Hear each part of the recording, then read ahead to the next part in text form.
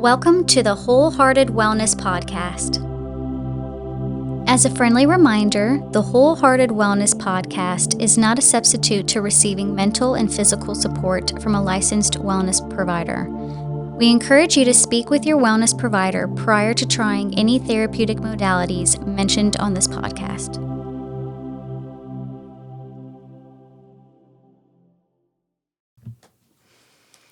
Welcome back, everyone, to the Wholehearted Wellness Podcast.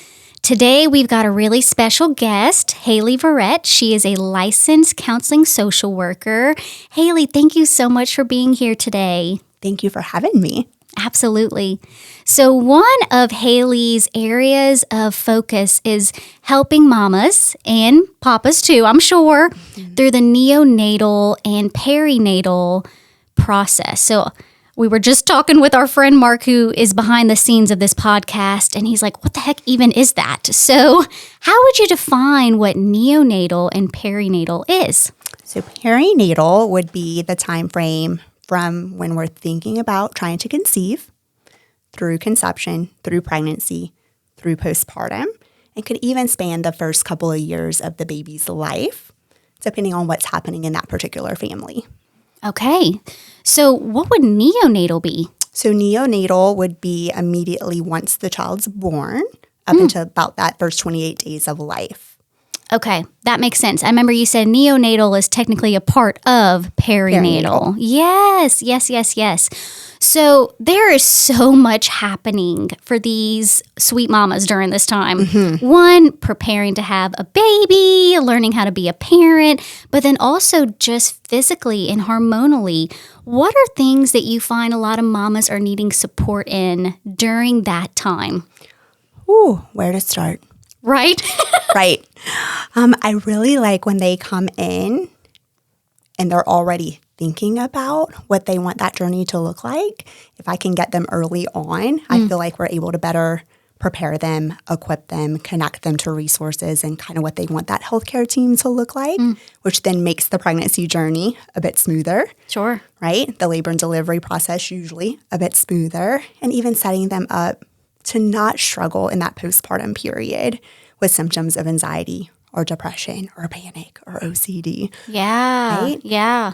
So the sooner I can get them in the door, the better. But I know that's not always possible. Sure. But I do feel like if we're able to do that, I don't see as much symptoms during that perinatal time frame. Yeah. Which is such a gift, not only for the birthing parent, but for the partner and their family. Yes. And the little one. If there are other children involved, right? Wow. Yeah. Wow. Yeah. And I know you mentioned a really interesting thing about even just certain mental health struggles that can come along that they may never have struggled with before. Common ones, anxiety and depression, but you mentioned too, mania and OCD. What have you noticed coming up for these mamas with those two specific types of mental health struggles? Yeah, so sometimes there's maybe a baseline diagnosis, and maybe they knew in advance, and so that's part of maybe the reason they're coming in. So I already know that this is something I'm living with, and I know it'll probably be amplified during this really delicate journey. So what can I do?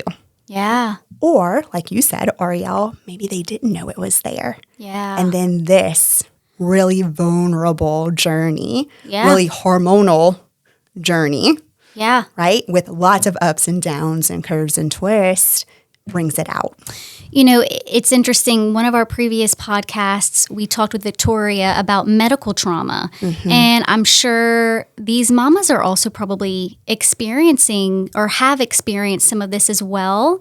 And another thing we actually talked about in that podcast was epigenetics. And when genes can turn on and turn off. And it usually happens when a traumatic or a stressful thing happens, which having a baby is precious and wonderful, but it is stressful on the body. So it would make sense that for someone who may not have had certain diagnoses before, having a baby may onset some genes to turn on. Do you notice that at all? Absolutely. And it's more common than we think, right? And I like to make that distinction. Not normal to have these symptoms, but common, yeah. right? So 1 in 5 women will experience perinatal mood or anxiety symptoms, prenatally and or postpartum.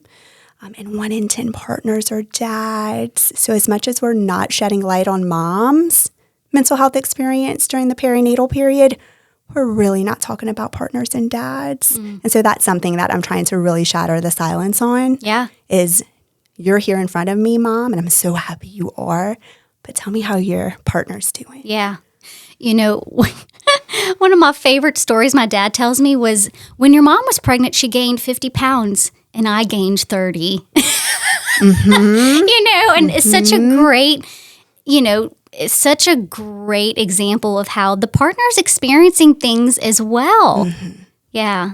What have you noticed some of the common maybe struggles a partner may be experiencing and having a hard time voicing? Yeah, I think for a lot of partners, it is this rapid change.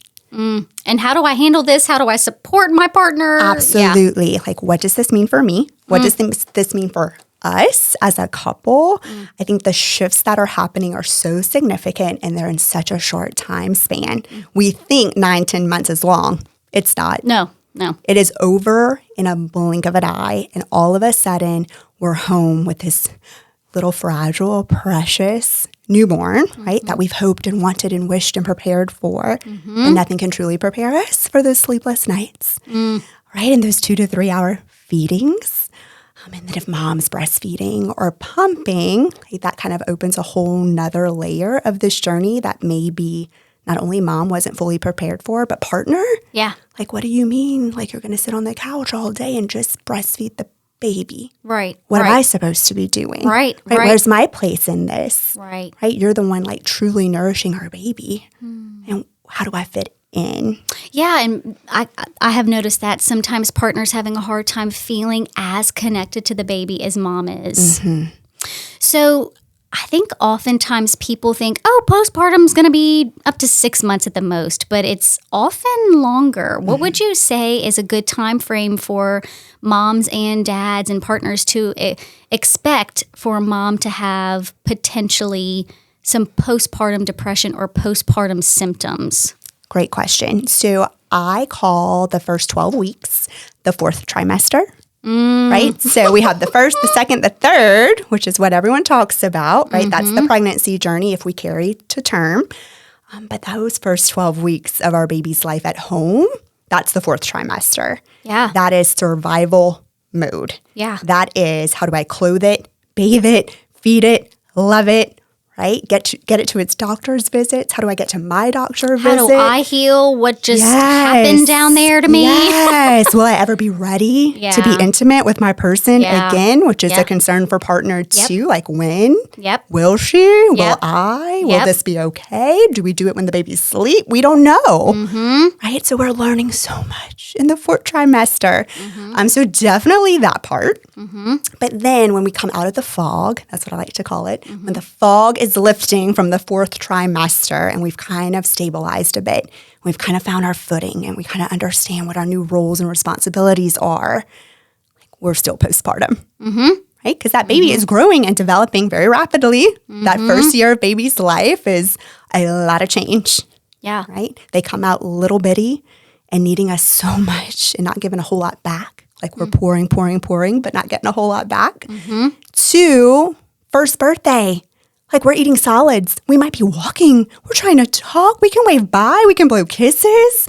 Like that is tremendous growth, right? And reminding moms and dads and partners, like you're growing and learning too, just like they are. This is new for you too. You're only as old as your baby. I love that. Yeah, so I would say postpartum for sure, baby's first birthday. But if we were experiencing some symptoms from a mental health perspective and we weren't getting treatment, that can linger. The research tells us 2, 3, 4, 5 years. Wow. We can have kiddos going to kindergarten, and if mom or dad weren't getting the help that they needed for some symptoms, those can linger. You know, something I've noticed too is even when mom stops breastfeeding, which some mamas breastfeed for 2 years and they found breastfeeding regulated them. And then when they stopped, they had a huge hormonal shift and they started experiencing even suicidality. And they're like, this is not me. What the heck is happening? You know? Absolutely. Such a valid point. And one that we always discuss with our moms is number one, post-delivery, that is the lowest your hormones will ever be. It is the biggest drop in hormone levels. You have birthed the baby and the placenta and the umbilical cord. Kudos, women, right? Wow. And now my hormones are gone. I have bottomed out, okay? So that's something we talk about, try to prepare for if I can get them in early enough. But then also the breastfeeding journey, whether we're exclusively pumping, we're exclusively putting baby to breast, we're doing a combination of both. Maybe we're adding some formula in there too, right? Double feed, triple feed, like the exhaustion fatigue that comes with feeding journeys too isn't really talked about. But anytime we're doing any form of breastfeeding, hormones are constantly fluctuating. Yeah. And then one day when we're ready to wean, like there's going to be a drop again. And so we need to take that slow and we need to prepare for that. Wow. You know, something I've thought a lot about is, because I work with a lot of people with chronic illness and pain, is they wrestle with, should I have a child or not? Because the medications that keep me alive would be harmful to my child. And so I'm curious, as somebody who walks alongside moms, what does it look like for you in helping them in those types of situations of discerning what medications to take and not take, and when it's a good idea, a bad idea? Right. So I always start by looking at my scope. So my scope, right, as a licensed clinical social worker, is to know some things about pharmacology, but I am no expert. Right. So owning that right away and encouraging them to find that voice, right, and express those concerns to the people who could help them manage that part. My part's more, tell me your thoughts and feelings about it and what it would look like if you changed what you're currently doing. What are your hopes and dreams and goals for yourself and your family and your relationship?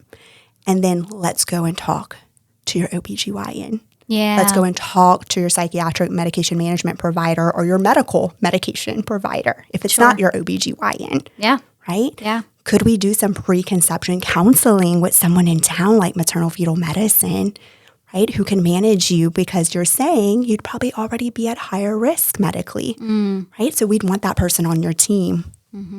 Do you ever speak and collaborate with their OBGYN or other professionals that maybe mama is working with?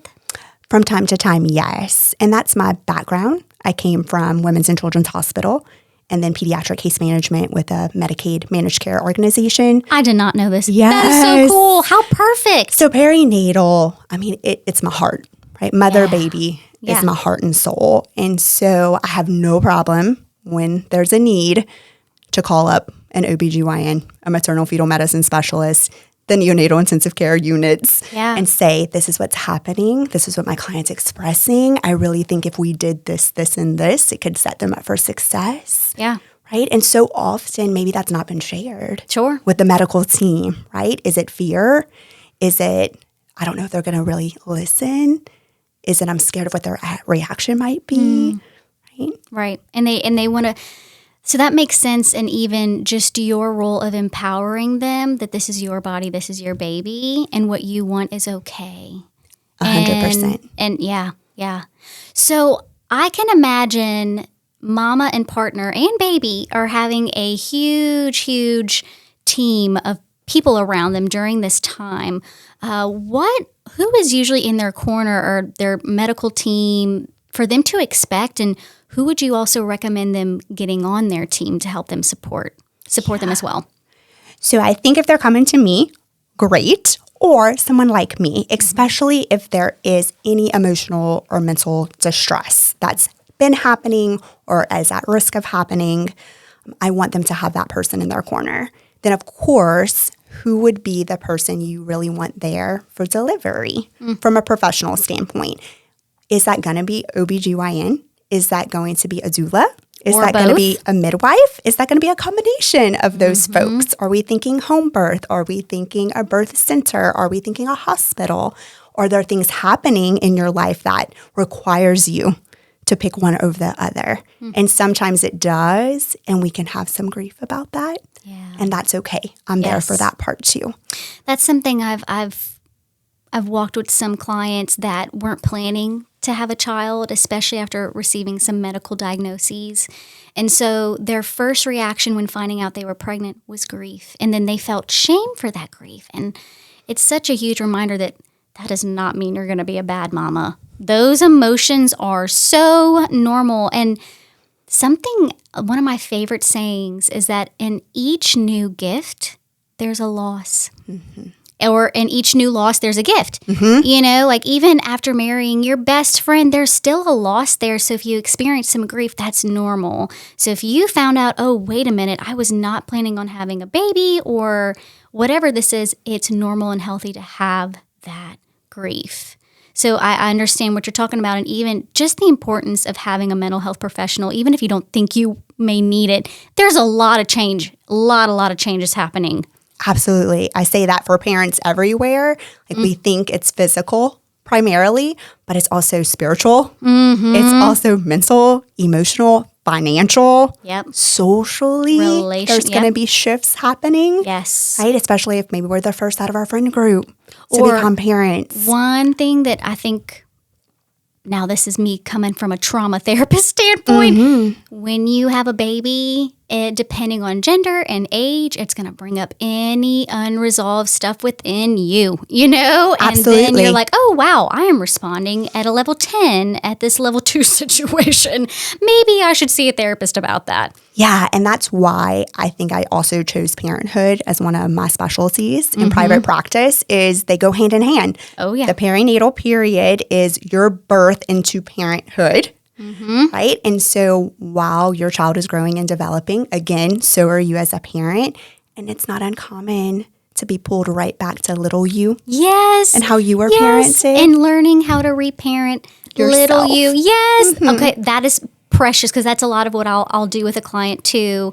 There is and I need to give it to you after this podcast, because I cannot remember the name of it for the life of me, but there's a really cool, I think it's Ilsley and 2 other names, developmental stages. And it goes through conception to birth to 6 months, 6 months to a year, 18 months to 3 to 6 years old, 6 to 12, and 12 to 18. And it talks about what are the developmental needs, what are signs those developmental needs were not met. And I'll often have clients, if they're noticing certain things come up, I'm like, let's just look at this and take a step back. Don't overanalyze it. I want you to circle the things that hit home for you. And sometimes they'll go, wow, my 3 to 7 is really circled. And I'll say, okay, how old's your kid? They're like, they're 4. I'm like, And so then we start doing work in that age range, you know, because they don't, and it makes sense. So much we don't often think, wow, we may regress back to an age that we didn't get certain needs met, or we may be triggered by someone in that age, including our precious little loved one. That's right. And that's so hard. Yes. Right? Because then I'm calling into question like my ability to parent. And am I a good mom? Like I want to be the best mom I could be for my baby. And I don't know what this feeling and what this intrusive thought is. And I'm scared. And what do I do with it? My favorite saying is, it's not about being a perfect parent. It's how you repair. I love that. You know, because it's not about getting it perfect every time. Because even if you did that, that's demonstrating to the child they need to be perfect. Correct. But is it, oh man, I messed up here, I'm so sorry, in the repair piece, you know? Yeah, that's awesome. And then you get an opportunity to reparent little you as well. That's wonderful. So if anybody would want to get in contact with you, whether to set up a session with you or ask you more questions, what's the best way for them to reach you? Sure. So they could call us at Bloom Mental Wellness. That's where I'm located. In Lafayette. Yes, you could do that by phone, or you could also send an email. You can visit our website, bloomacadiana.com, and we'll be happy to help you guys. That's perfect. And I know Katie also does a lot of perinatal work as well. I was about to say Perry Abear. Katie Abear. Putting Perry and Katie together. You got it. So yes, Hailey has got some wonderful, wonderful experience in this area. And I'm blown away just thinking about your background. I had no idea you working at Women's and Children's, and that just adds to your understanding and experience. And you also being a mama, you know? Yes. So you get it. Professionally and personally. Yeah. It's really a privileged work that we're doing. And Absolutely. I'm grateful to be part of the journey. Absolutely. Well, thank you so much for coming today. Thank you for having me. Yes. All right, you guys. Thank y'all for tuning in, and we will talk to y'all later.